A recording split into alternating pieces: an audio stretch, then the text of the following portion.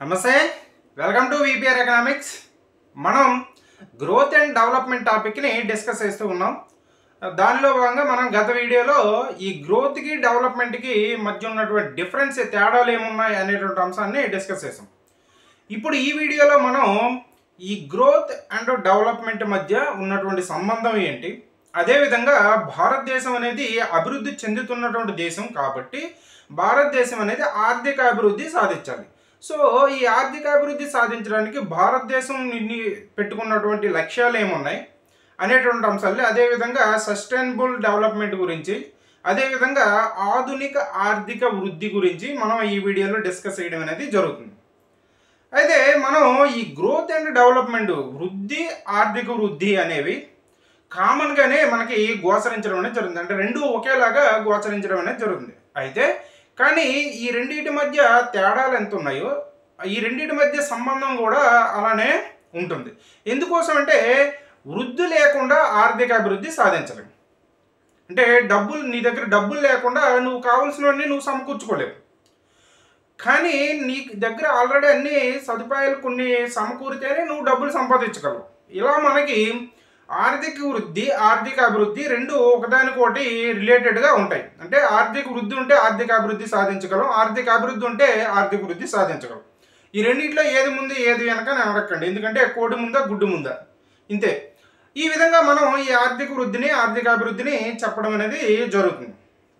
అయితే మనకి Robert Clover అనేటటువంటి ఆర్థికవేత్త, రాబర్ట్ క్లోవర్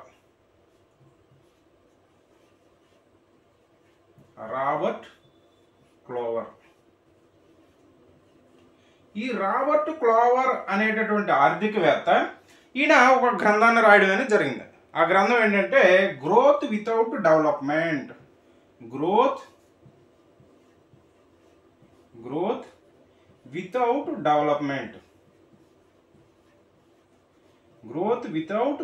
డెవలప్మెంట్ అనేటటువంటి ఈ గ్రంథాన్ని ఈ రాబర్ట్ క్లోవర్ రాయడం అనేది జరిగింది.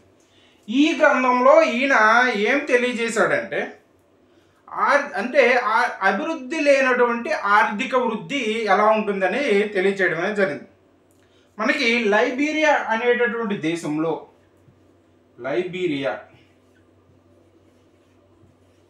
ఈ లైబీరియా అనేటటువంటి దేశంలో ఆర్థిక వృద్ధి అనేది జరిగింది కానీ ఆర్థిక అభివృద్ధి జరగలేదు. అంటే ఆర్థిక అభివృద్ధి లేనటువంటి వృద్ధి అనేది మంచిది కాదు, వ్యర్థం అని ఈయన చెప్పడం అనేది జరిగింది. అంటే ఈ లైబీరియా అనే దేశంలో అరటి పళ్ళ ఉత్పత్తి అనేది బాగా జరిగి సంపద అనేది పెరిగింది, ఆదాయం అనేది పెరిగింది. కానీ మనకి వ్యవస్థాపూర్వకమైన మార్పులు రాలేదు, ఆర్థిక అసమానతలు తొలగలేదు, అదేవిధంగా ఈ ఆర్థిక వికేంద్రీకరణ అనేది జరగలేదు. ఉన్నత వర్గం లేని వాళ్ళకనే ఇలా మారిపోవడం అనేది జరిగింది.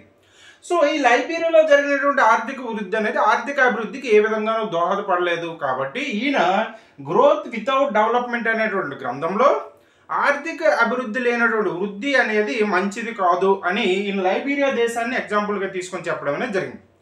అదేవిధంగా ప్రపంచంలో మనకి ఆయిల్ కంట్రీస్, మనకి గల్ఫ్ కంట్రీస్లో కూడా ఆదాయం అనేది ఎక్కువగా ఆయిల్ ఉత్పత్తి జరిగి ఆదాయాలు ఎక్కువగానే ఉంటాయి. కానీ వ్యవస్థాపూర్వకమైన మార్పులు కావచ్చు, లేదా సాంకేతికపరమైన మార్పులు కావచ్చు, సామాజిక పరమైన మార్పులు కావచ్చు, ఇటువంటివన్నీ కూడా అక్కడ తక్కువగా ఉంటున్నాయి. సో ఈ విధంగా మనకి ఆర్థిక అభివృద్ధి లేనటువంటి వృద్ధి అనేది మంచిది కాదు అని ఈయన చెప్పడం అనేది జరిగింది. ఇంకొక ఆర్థికవేత్త ఏం చెప్పారంటే ఆయన ఎవరంటే ఆర్థర్ లూయిస్.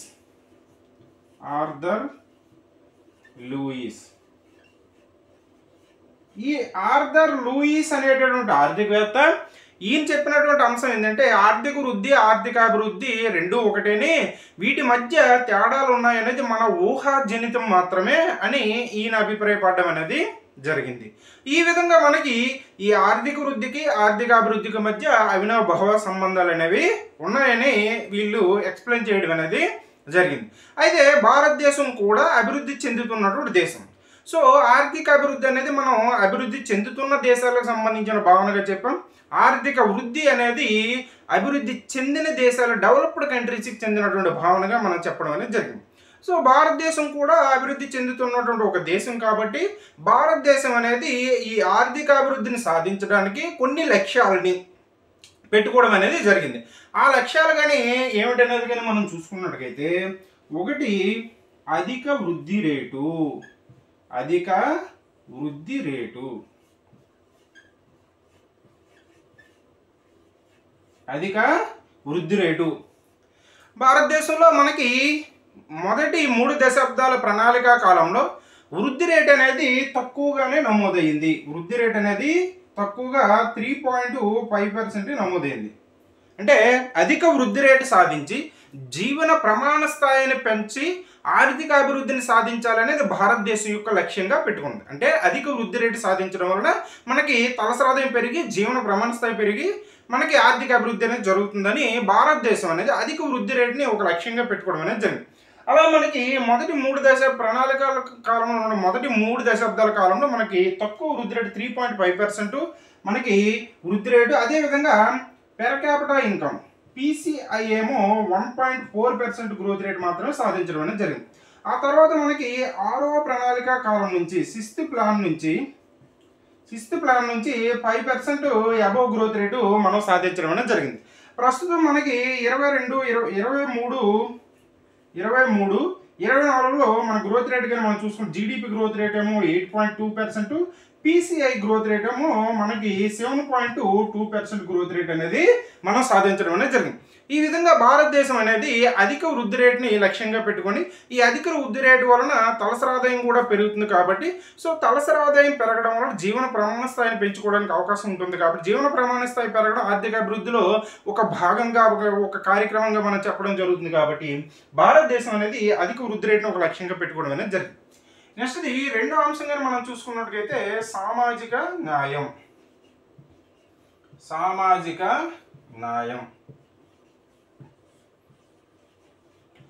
సామాజిక న్యాయం అంటే దేశంలో ఉన్నటువంటి ప్రజలందరికీ కూడా కొన్ని రకాలైనటువంటి అవకాశాలను కల్పించడం దీనిలో భాగంగా ఉంటుంది. అది ఒకటి రాజకీయ అవకాశాలు. రాజకీయంగా మనం అవకాశాలు అంటే ఏంటండి, ప్రజాస్వామ్య వ్యవస్థలో ఉన్నటువంటి ఎన్నికలను నిర్వహించడం, ఆ ఎన్నికల్లో పార్టిసిపేట్ చేయడానికి జనాలకి ప్రజలకి అవకాశం, ఓటర్లకి ప్రజలకి ఇటువంటి వాళ్ళకి అవకాశం ఇవ్వడం, ఇవన్నీ కూడా మనకి రాజకీయ పరమైనటువంటి న్యాయంగా మనం చెప్పడం అనేది జరుగుతుంది. అదేవిధంగా సామాజిక న్యాయంలో భాగంగా ప్రాంతీయ అసమానతల్ని రూపుమాపడం కూడా ఒక కార్యక్రమంగా మనం చెప్పవచ్చు. ప్రాంతీయ అసమానతల్ని రూపుమాపడం కూడా ఒక కార్యక్రమంగా మనం చెప్పడం అనేది జరుగుతుంది. నెక్స్ట్ ఇది చూసుకున్నట్టుగైతే ఈ సామాజిక న్యాయంలో భాగంగా మనం చేసేటటువంటి ఇంకొక అంశం ఏంటంటే అణగారిన వర్గాలు, వెనుకబడిన వర్గాలకి వారి యొక్క అభ్యున్నతికి కృషి చేయడం. అణగారిన వర్గాలకి, వెనుకబడిన వర్గాలకి వారి యొక్క అభ్యున్నతికి కృషి చేయడం కూడా ఈ సామాజిక న్యాయంలో భాగంగా మనం ఒక కార్యక్రమాన్ని చేపట్టడం అనేది జరుగుతుంది. నెక్స్ట్ ఈ సామాజిక న్యాయంలో భాగంగా మనం చేపట్టదలసినటువంటి ఇంకో లక్ష్యం ఏంటంటే ఆర్థిక వికేంద్రీకరణ. ఈ ఆర్థిక వనరులు అనేవి కొంతమంది వ్యక్తుల చేతుల్లో నిక్షిప్తమై ఉండవు, కేంద్రీకరణ జరగకుండా ఆర్థిక వికేంద్రీకరణ భూ సంస్కరణ లాంటివి తీసుకురావడం కూడా భారతదేశం అనేది ఆర్థిక అభివృద్ధిని సాధించడానికి పెట్టుకున్నటువంటి ఒక లక్ష్యాల్లో మనం ఒక లక్ష్యంగా చెప్పడం అనేది జరుగుతుంది. నెక్స్ట్ ఆధునికీకరణ. ఆధునికీకరణ, మోడర్నైజేషన్. ఆధునికీకరణ అంటే భారతదేశం అనేది సాంకేతిక మార్పులను ప్రవేశపెట్టడం, వ్యవస్థాపూర్వకమైన మార్పులను ప్రవేశపెట్టడం, ఇవన్నీ కూడా స్వాతంత్రం వచ్చినప్పటి నుంచి భారతదేశం క్రమంగా కొన్ని చర్యలు అనేవి తీసుకోవడం అనేది జరుగుతుంది. దీని వలన మనకి ఈ పారిశ్రామిక రంగం, సేవల రంగం, జాతీయ ఆదాయంలో వీటి వాటాలు పెరగడం అనేది జరుగుతుంది. ఈ ఆధునికీకరణ వలన మనం నూతన యంత్రాలను ప్రవేశపెడుతున్నాం, నూతన సాంకేతిక పరిజ్ఞానాన్ని ప్రవేశపెడుతున్నాం.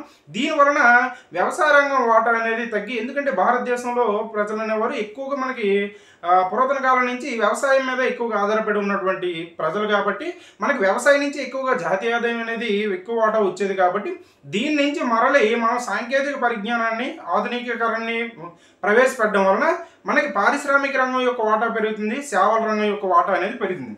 మనకి ఈ ఆధునికీకరణ వలన ప్రస్తుతం మనం 2023 24కి వచ్చేటప్పటికి మనం జీవీఏలో గ్రాస్ వాల్యూ యాడెడ్లో మనకి అగ్రికల్చరల్ సెక్టర్ వాటా కానీ మనం చూసుకున్నట్టుగైతే 19.6% వాటాను కలిగి ఉంది. అదేవిధంగా మనకి ఇండస్ట్రియల్ సెక్టర్ వాటా కానీ చూసుకున్నట్టుగైతే 24.7% వాటాను కలిగి ఉంది.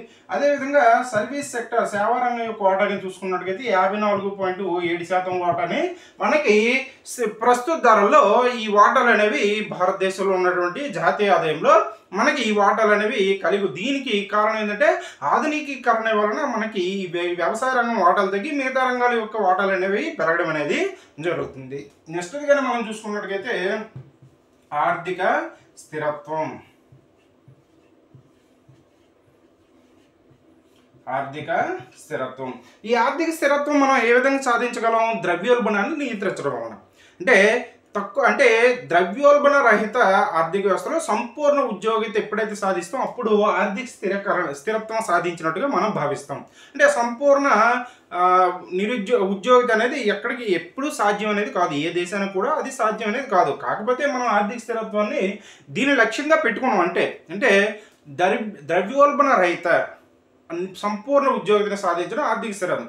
ఈ విధంగా మనం ఈ ద్రవ్యోల్బణాన్ని నియంత్రించడానికి ద్రవ్యపరమైన చర్యలు తీసుకుంటున్నాం, కోశపరమైన చర్యలు తీసుకొని ఈ ద్రవ్యోల్బణాన్ని అదుపులో ఉంచుకొని ఆర్థిక పరమైన స్థిరత్వాన్ని సాధించడానికి మనం దీనిలో భాగంగా ఆర్థిక అభివృద్ధిని సాధించడానికి ప్రయత్నం చేయడం అనేది జరుగుతుంది. నెక్స్ట్ మనం చూసుకున్నట్టుగైతే మనకి సమ్మిళిత వృద్ధి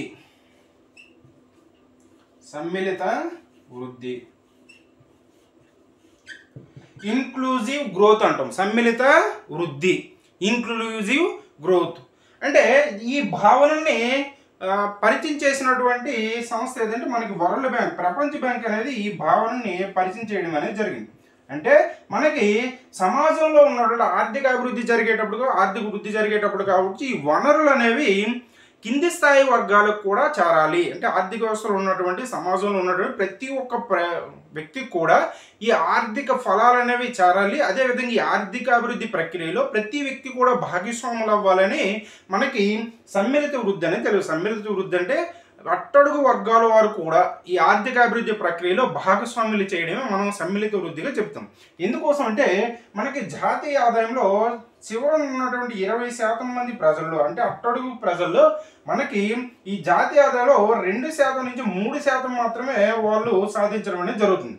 అంటే ఆర్థిక వృద్ధి ప్రక్రియలో వీళ్ళు అట్టడుగున ఉండడం అనేది జరిగింది. ఇలాంటి వాళ్ళందరినీ కూడా ఆర్థిక అభివృద్ధిలో భాగంగా చేసి వీరికి కూడా సమాన అవకాశాలు కల్పించి వీరిని కూడా ముందుకు తీసుకురావాలి, అన్ని విషయాల్లో వీళ్ళని కూడా పార్టిసిపేట్ చేసేటట్టు చేయాలనేది ఈ సమ్మిళిత వృద్ధిలో భాగంగా మనం చెప్పడం అనేది జరిగింది.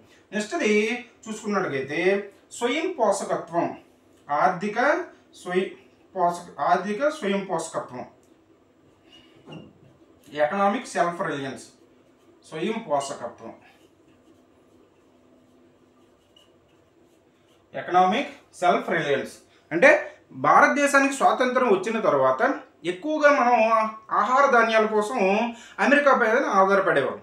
అదేవిధంగా సాంకేతిక పరిజ్ఞానం కోసం ఇతర దేశాల మీద ఆధారపడేవాళ్ళం. అదేవిధంగా మనకి వ్యవసాయ అంటే యంత్ర పనిముట్లు కావచ్చు, లేదంటే రైల్వేలు కావచ్చు, రవాణా కావచ్చు, ఇటువంటి అవస్థాపన సదుపాయాలని నిర్మించుకోవడం కోసం కూడా మనం ఇతర దేశాలపైన ఆధారపడేవాళ్ళం. ఆ తర్వాత మనకి ఈ 4వ ప్రణాళిక కాలం నుంచి మనం స్వయం సమృద్ధి సాధించడం కోసమని, సెల్ఫ్ రిలయన్స్ కోసమని మనం ఆహార ధాన్యాల్లో స్వయం సమృద్ధి సాధించాం. ఆ తర్వాత 5వ ప్రణాళికకు వచ్చేటప్పటికి ఎగుమతులను ప్రోత్సహించడం, దిగుమతులకి ప్రత్యామ్నాయాలను ఏర్పాటు చేసుకునేటటువంటి ఒక పద్ధతుల్లో మనం వెళ్ళడం అనేది జరిగింది. ఈ విధంగా మనం ఈ సెల్ఫ్ రిలయన్స్ అనేది సాధించాలనేది కూడా ఆర్థిక అభివృద్ధిలో ఒక భాగంగా మనం చెప్పుకోవడం అనేది జరిగింది.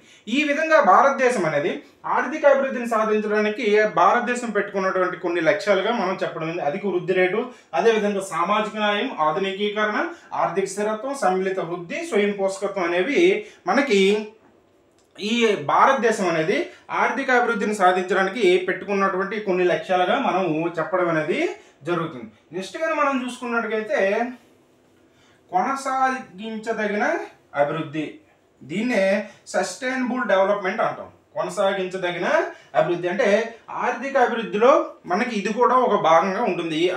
భారతదేశం కావచ్చు, వేరే దేశాలు కావచ్చు, అభివృద్ధి చెందుతున్న అన్ని దేశాలు కూడా ఈ సస్టైనబుల్ అంటే అభివృద్ధి చెందిన దేశాలు, చెందుతున్న దేశాలు ఈ సస్టైనబుల్ డెవలప్మెంట్ అనేది ఒక గోల్గా, ఒక లక్ష్యంగా మనకి ఉండడం అనేది జరుగుతుంది. Sustainable development.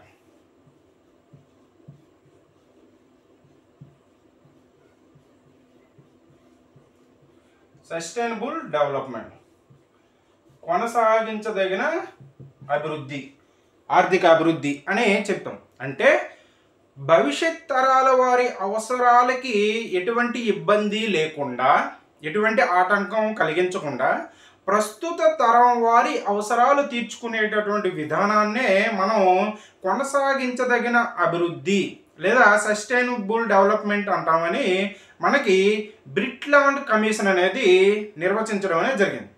బ్రిట్లాండ్ కమిషన్ అనేది మనకి బ్రిట్లాండ్ కమిషన్. ఈ బ్రిట్లాండ్ కమిషన్ అనేది మనకి 1987లో ఈ నిర్వచనం ఇవ్వడం అనేది జరిగింది. అంటే భవిష్యత్ తరాల వారి అవసరాలకి ఆటంకం కలగకుండా ప్రస్తుత తరం వారి అవసరాలను తీర్చుకోవడమే మన సస్టైనబుల్ డెవలప్మెంట్. అంటే ఇప్పుడు ఎగ్జాంపుల్కి నువ్వు సంపాదిస్తున్నావు అనుకో, నువ్వు ఒక 1000 రూపాయలు సంపాదించావు, 1000 రూపాయలు ఖర్చు పెట్టావు కదా. సో దాన్ని కొంత దాచిపెట్టుకుంటావు, కొంత నువ్వు ఖర్చు పెట్టుకుంటావు. అంటే ఈ దాచేది భవిష్యత్ తరాల వారికి ఉపయోగపడే విధంగా ఆలోచించి దాచుకుంటావు. అదేవిధంగా ప్రస్తుతం ఖర్చు పెట్టేది కూడా నీ అవసరాలు తీరే విధంగా ఖర్చు పెట్టుకుంటావు. అలాగే ఉన్నటువంటి వనరులన్నింటినీ కూడా భవిష్యత్ తరాల వారి ఉపయోగానికి ఉపయోగపడే విధంగా ఉంచి మన అవసరాలు ప్రస్తుతం తీర్చుకునే విధంగా మనం ఉపయోగించుకోవాలి. ఈ విధంగా చేసే దానినే మనం సస్టైనబుల్ డెవలప్మెంట్ అంటాం. అయితే ఈ సస్టైనబుల్ డెవలప్మెంట్ అనేటటువంటి పదాన్ని మొట్టమొదటిసారిగా ఉపయోగించింది ఎవరంటే అంతర్జాతీయ పర్యావరణ అభివృద్ధి కమిషన్. అంతర్జాతీయ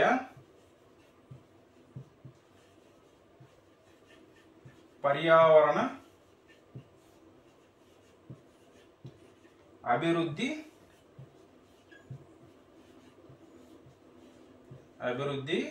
కమిషన్. ఇది మొదటిసారిగా మనకి సస్టైనబుల్ డెవలప్మెంట్ అనేటువంటి పదాన్ని వాడడం అనేది జరిగింది. ఎప్పుడు వాడిందంటే వీళ్ళు ఒక సెమినార్ అనేది కండక్ట్ చేశారు. ఆ సెమినార్ పేరు ఏంటంటే our common future. Our common future అనే పేరుతో వీళ్ళు ఒక సెమినార్ అనేది కండక్ట్ చేశారు.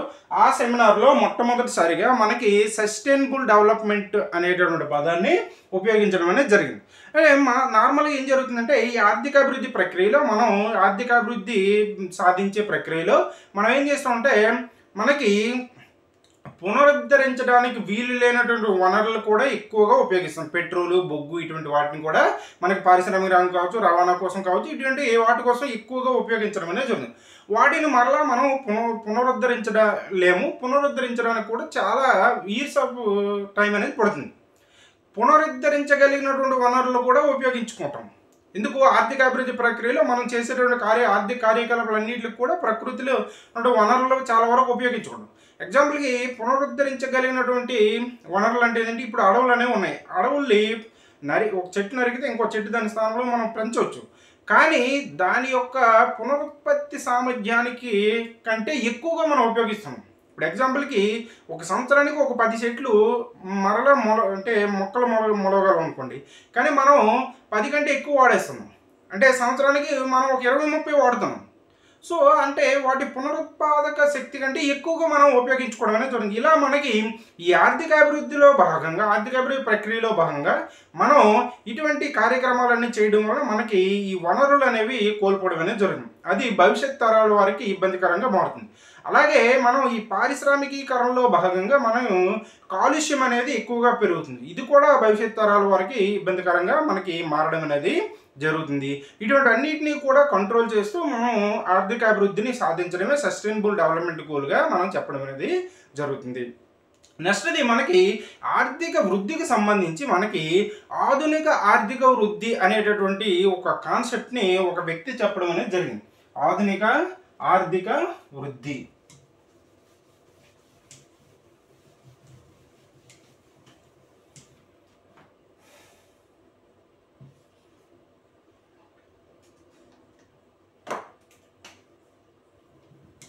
ఆధునిక ఆర్థిక వృద్ధి.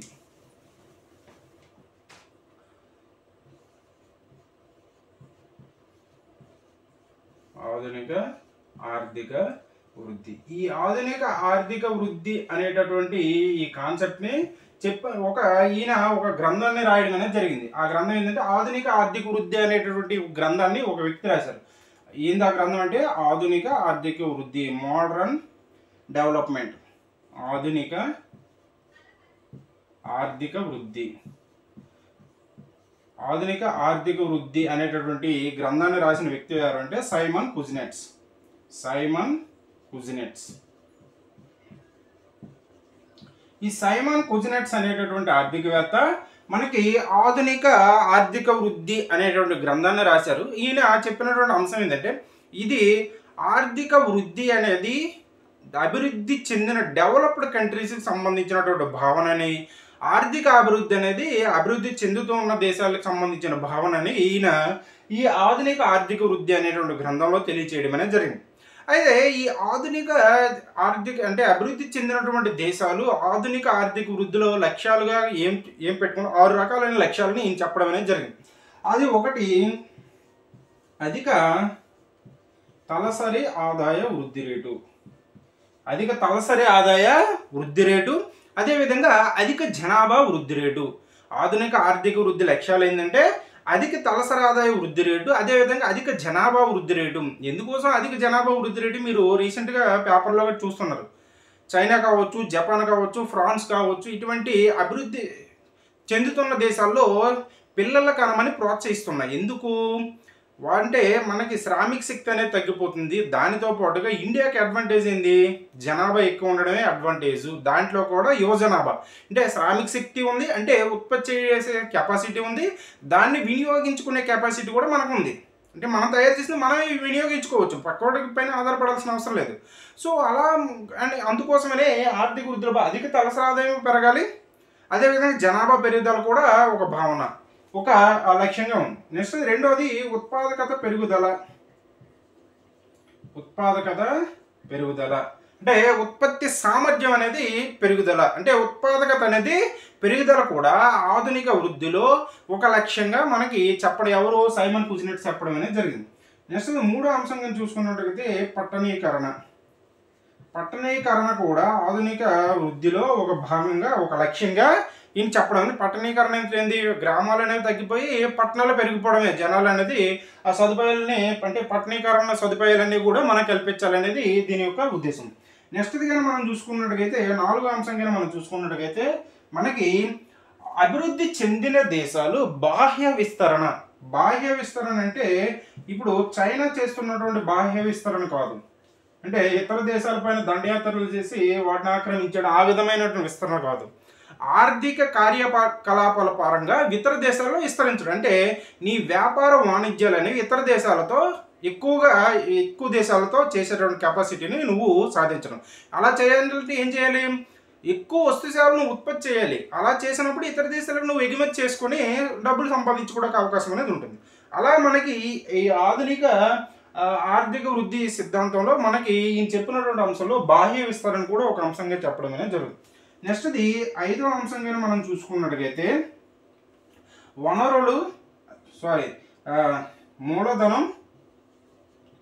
మూలధనం అదేవిధంగా శ్రామికులు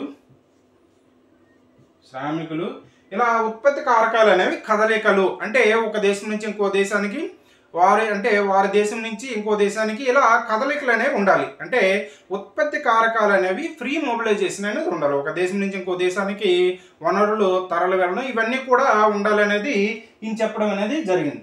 ఇంకొక అంశం అనేది చెప్పాడు, అది గుర్తు రావట్లేదు. మొత్తం ఈయన 6 అంశాలని ఈ ఆధునిక ఆర్థిక వృద్ధిలో భాగంగా మనకి చెప్పడం అనేది జరిగింది. ఇది మనం ఈ వీడియోలో చెప్పుకున్నటువంటి అంశం. ఏం చెప్పుకున్నాం, ఆర్థిక వృద్ధికి ఆర్థిక అభివృద్ధికి మధ్య ఉన్న సంబంధం చెప్పాం. అదేవిధంగా భారతదేశం అనేది అభివృద్ధి చెందుతున్న దేశం కాబట్టి భారతదేశం అనేది ఆర్థిక అభివృద్ధిని సాధించడానికి పెట్టుకున్నటువంటి లక్ష్యాల గురించి చెప్పాం. అదేవిధంగా సస్టైనబుల్ డెవలప్మెంట్ అంటే ఏమిటో చెప్పాం, దీన్ని ఎవరు ప్రతిపాదించారు అనేది చెప్పాం.